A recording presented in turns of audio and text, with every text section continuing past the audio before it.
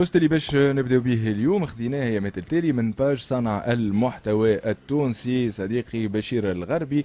فيديو كتب عليها انه فما دي سكتش خدمهم بالبيرسوناج نتاع البوليس واللي نجح فيه ياسر وتبارتاجيو برشا لي فيديو نتاعو. قال انه فما ديسين من فيلم تونسي جديد صاحبك راجل بطولة كريم الغربي. قال انه فما حاجات كيما صاروا في السكتش نتاعو هما بيدهم لقاهم في الفيلم. بالطبيعه تفاعلوا مع العباد اللي تفرجوا في الفيلم وفما شكون اللي ماخذين دي شوت بالتليفونات نتاعهم اللي حضروا بالطبيعه لي بروجيكسيون صوروا وبعثوا له خاطر هو يظل ما تفرجش في الفيلم. دونك في الفيديو اللي هبطت على باج نتاع بشير الغربي فما ديسين اللي خدمهم هما وعمل مونتاج ماخذ لسان اللي يحكي عليهم بالطبيعه موجودين في الفيلم هذايا. لقينا برشا معناتها تفاعل على الباج نتاعو.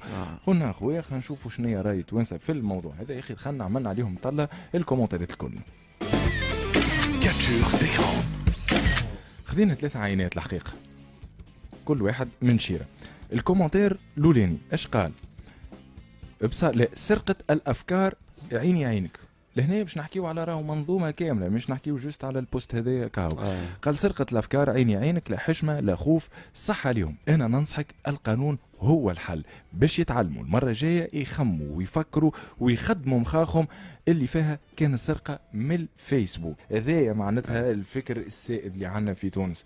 وليو ان نتلاقاو في الكرياسيون لا هات انت منين ترفقت وانا منين جبت والاخر منين لفق ومن بعد كي نتيحوا بفازا اون كومان ما بينات بعضنا تولي ليش شكون الاولويه اللي ترجمها الاول هو مولاها في تونس عباره عنده عليها فرانشيز. حبيبي جست نقول راهو كان خدمت وهزيت يا خويا المواندر دي شوز هز تليفون ماهوش ينقص منك شيء صديقي. راهي عجبتني هكا الماتير ومحلاها الفازه وما بعدني عليك. انت راك تخدم في بلاتفورم ديجيتال وانا اورينتي سينما.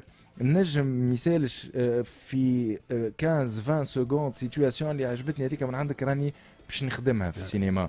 مش يقول لك ليه امبوسيبل كان يقول لك ليه والله اكل ريبليك الفلانيه اللي قلتها ولا اكل كلمه الركزه نتاعك هذيك اللي عملتها وعملت عليها كونسيبت نجم نستغلها في سيناريو راهي مش نخيط بها فازه ويجي تفرج وعندك اول كرسي ومرحبا بيك صديقي.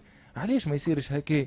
نورمالمون انا نشوف فيهم في لي زيكول اللي برا هما نفخسيني وجماعه هذوكم قدام كلاس ويبارتاجيو في الفازات نتاعهم ويطيشوا في الفانات نتاعهم وهزوا هاو تكنيك نتاع خدمه كيفاش تصير وهاو ستيل نتاعك كيفاش تلقاه.